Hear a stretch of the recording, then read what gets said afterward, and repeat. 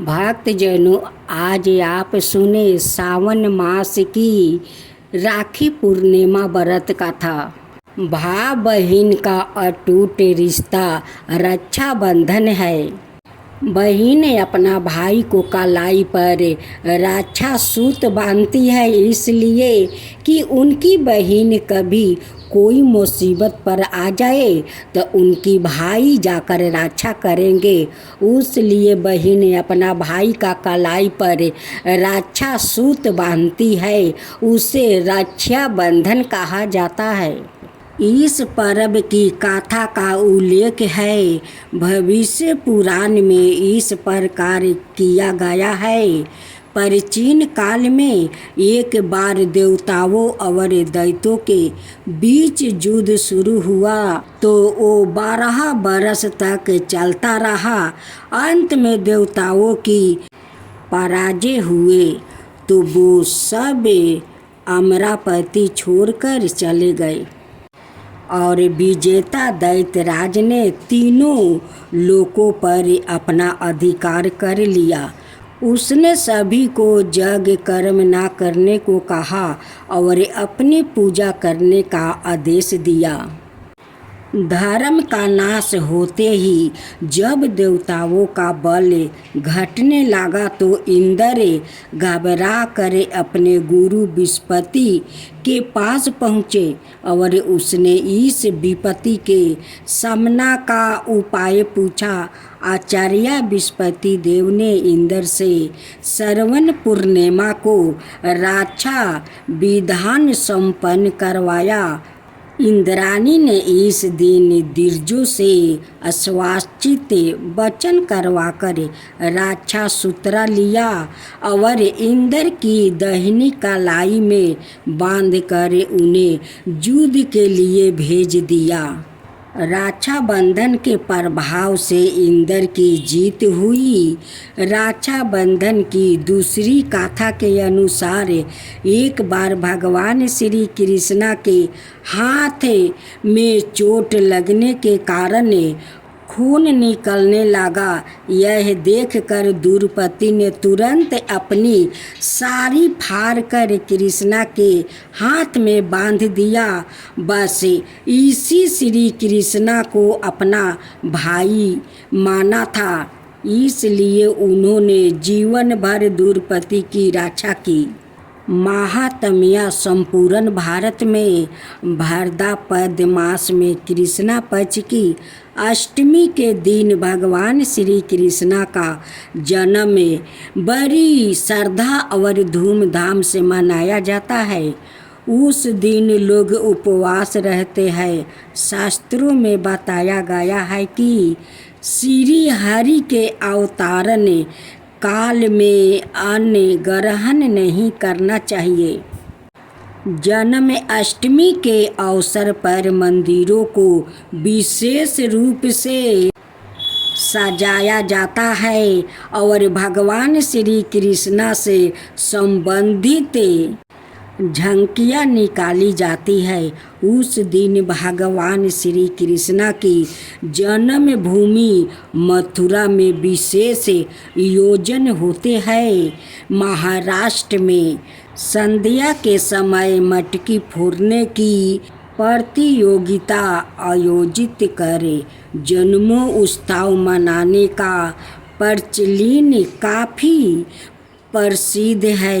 इस दिन श्री कृष्ण ने रोहिणी नक्षत्र में अर्धरात्रि को मथुरा में माता देवकी की कोख से जन्म धारण करने के पापी कंस और उनके दुष्ट साथी असुरों का संहार किया और भक्तों की रक्षा कर उनका उद्धार किया था।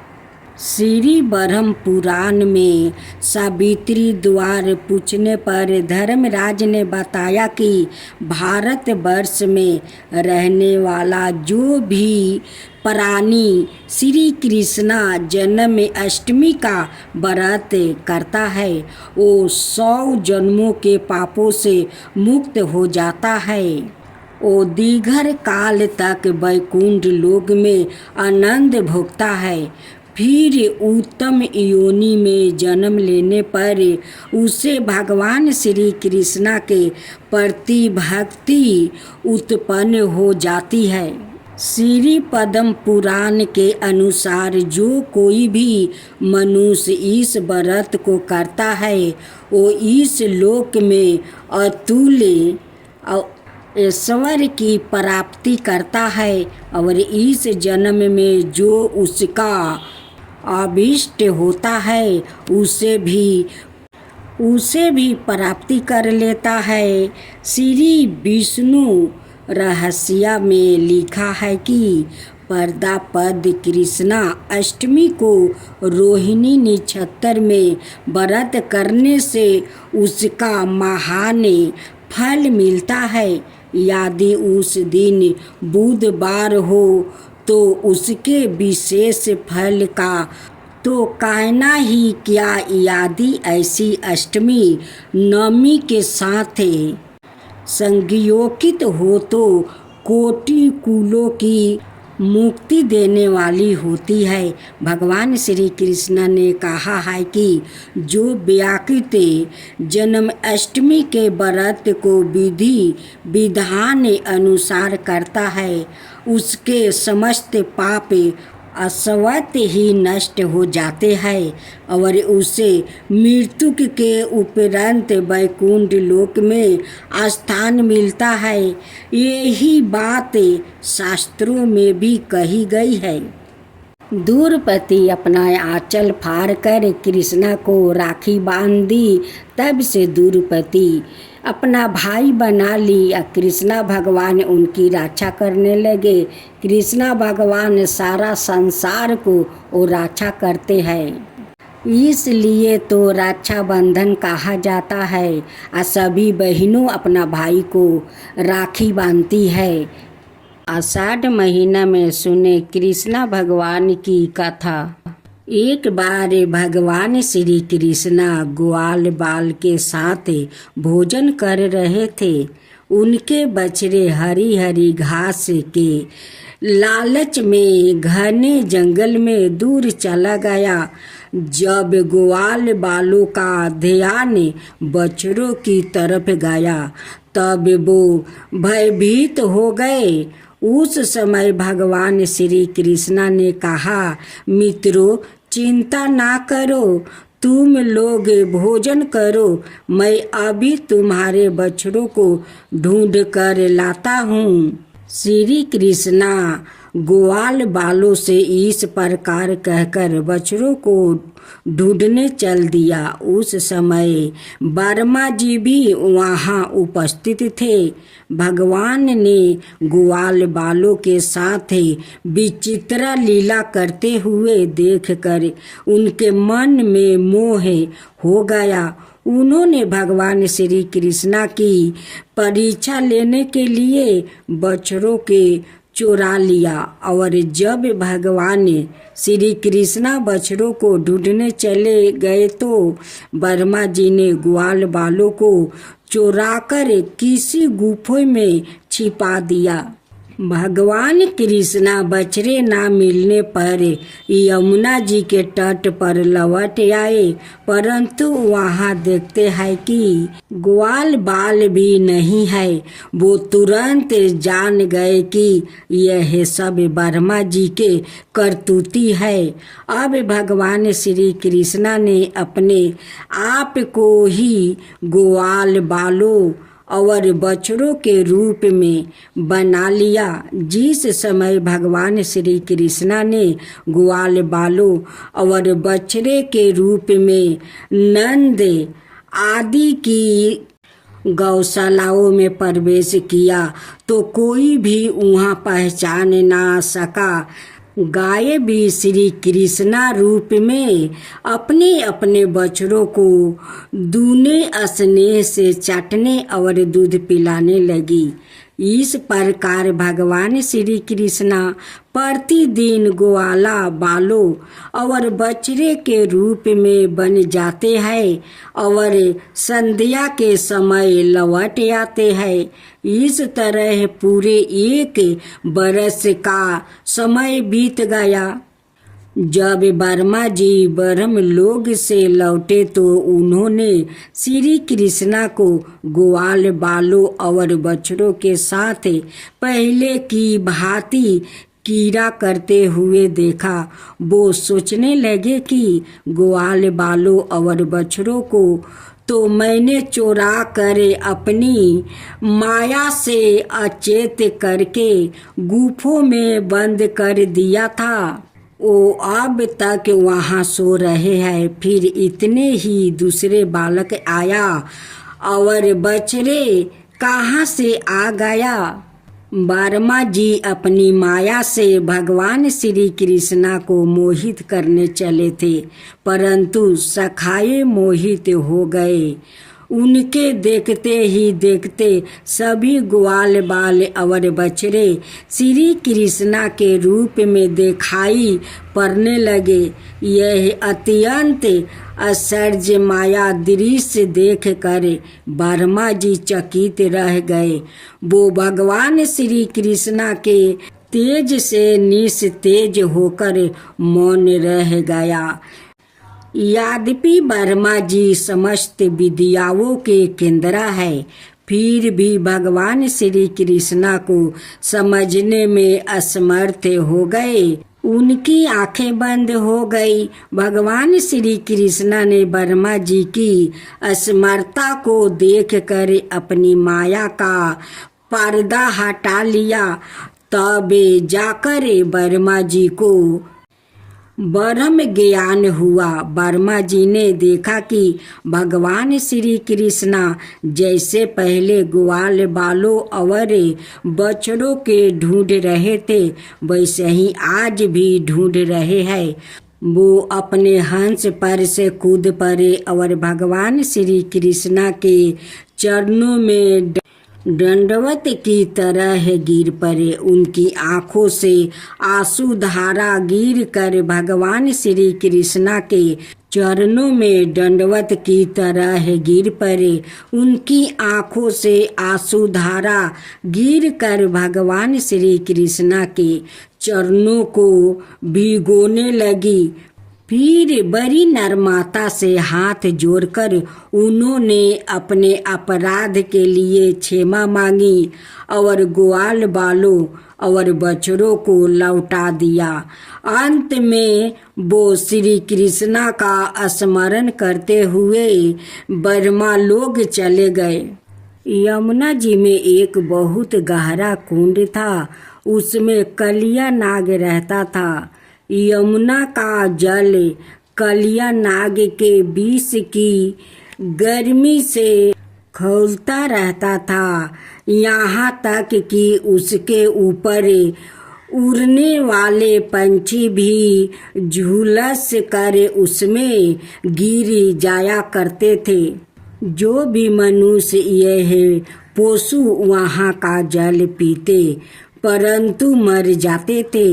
भगवान का अवतार तो दृष्टि के संसार के लिए ही होता है। भगवान श्री कृष्णा ने देखा कि कलिया नाग के विष का वेग 12 ही भयकुंडर है और उसके कारण यमुना जी दूषित हो गई है। मुझे इस सर्प के भय से ब्रजवासियों और यमुना जी को मुक्ति दिलानी चाहिए। यह सोचकर श्री कृष्णा एक ऊंचे कदम के वृक्ष पर चढ़ गया और वहां से उस विषोले जल में कूद पड़े। जब कलिया नाग ने देखा कि कोई मेरे निवास स्थान में घुस आया है तो वो चिढ़ कर सामने आ गया। उसने देखा कि उसके सामने एक सांवला सलोना बालक है। उसके वृक्ष स्थल पर सीरी वस्त्र चिन्हा है। वो विष वाले जल में बिना भयभीत हुए आनंद से खेल रहा है। इसके कलिया नाग का क्रोध बढ़ गया। उसने श्री कृष्णा के शरीर को अपने बंधन में जकड़ लिया। जब गोप गोपियाओं ने देखा कि उनके प्रियतम श्री कृष्णा को कलिया नाग ने जकड़ लिया है तो उनके प्राण मानो कंठ पर आ गए। उनकी आंखों से आंसुओं की झड़ी लग गई। माता दशोदा तो अपने लड़ले लाल के पीछे कलिया दाहे में कूदने जा रही थी, परंतु गोपियों ने उन्हें पकड़ लिया। सांप के शरीर में बंध जाना तो भगवान की एक लीला थी। जब कृष्णा ने देखा कि सारे लोग मेरे लिए दुखी हो रहे हैं तो उन्होंने अपना शरीर फूलाना शुरू कर दिया। इससे सांप का शरीर टूटने लगा। वो श्री कृष्णा को छोड़कर क्रोध से फुफुकारे मारने लगा। उस समय उसके मुख से आग की लपेट निकल रही थी। भगवान श्री कृष्णा उसके साथ खेलते हुए पैतरा बदलने लगे। सांप भी उन पर चोट करने का दावा दिखाते हुए पैतरा बदलने लगे। अचानक भगवान श्री कृष्णा कूद कर कलिया नाग के फोन पर सवार हो गया और नृत्य करने लगे। कलिया नाग के 101 फन थे और जिस फन को उठाता भगवान ने अपने पैरों की चोट से उसे ही कुचल डालते थे। इससे कलिया नाग की शक्ति छीन हो गई और वो अपने नाथुनों से खून उगलने लगा। उसका एक एक अंग चूर हो गया। अब उसे जगत के आदि शिक्षक हुई भगवान नारायण की स्मृति हुई। अपने पति की यह दशा देखकर उसकी पत्नियां भगवान की स्तुति करने लगी। कलिया नाग ने भी भगवान की स्तुति करते हुए कहा, प्रभु हम जन्म से ही दुष्ट और बड़े क्रोधी जीव है। हम आपकी माया के चक्कर में मोहित हो रहे हैं। आप ही हमारे स्वभाव और माया के आदि कारण है। हम आपकी शरण में है। आप अपने इच्छा अनुसार जैसा ठीक समझे हम पर कृपा कीजिए, यह दंड दीजिए प्रभु। भगवान ने उसे क्षमा कर रमन के द्वीप भेज दिया और यमुना के जल को विषहीन और अमृत के समान मधुर बना दिया। श्री कृष्णा को पाकर ब्रजवासियों के तो मानो प्राण ही लौट आया। एक बार ग्वाल वाले अपनी गायों को चरती हुई छोड़कर भगवान श्री कृष्णा और बलराम के साथ खेल कूद में लग गया था। उस समय उनकी गाय बेरों के टोक चरती हुई बहुत दूर निकल गई और हरी हरी घास के लोभ में एक गहन वन में घुस गई। जब ग्वाल बालों ने देखा कि हमारे पशुओं का तो कहीं पता ठिकाना ही नहीं है तो उन्हें अपने खेल कूद पर बड़ा पछतावा होने लगा। बहुत प्रयास करने पर भी वो अपनी गायों का पता न लगा सके। गाय ही तो ब्रजवासियों की जीविका का साधन थी। उनके ना मिलने पर सभी ग्वाल वाले अचेत से हो गए। फिर वो गौओं के खूर का निशान देखते हुए और उनका पता लगाते हुए आगे बढ़े। अंत में उन्होंने देखा कि उनकी गायें सरकांडों के वन में रास्ता भूल कर डकार रही है, वो सब गौओं को लेकर लौटने लगे। उस समय सारे ग्वाल वाले बिल्कुल थक गए थे, उन्हें जोर से प्यास लगी हुई थी। इससे सब के सब व्याकुल हो रहे थे। उनकी यह दशा देखकर भगवान श्री कृष्णा गौओं का नाम लेकर पुकारने लगे। गायें अपने नाम की साधनी सुनकर हुंकारने और लफाने लगी। उसी समय वन में भयानक दावा गिन लग गई, जो वनवासी जीवों का काल होती है। बड़े जोर की आंधी चलकर उस अग्नि के बढ़ने में सहायता देने लगी। जीवों की चीख पुकार से कोहराम मच गया। शोर, चीते, भालू आदि वन्य जीव जो जिधर रास्ता पाते थे परस्पर बैर भूल कर भागने लगे। जब ग्वाल वालों और गौओं ने दावानल को अपनी ओर बढ़ते हुए देखा, तब वो सब अत्यंत भयभीत हो गया।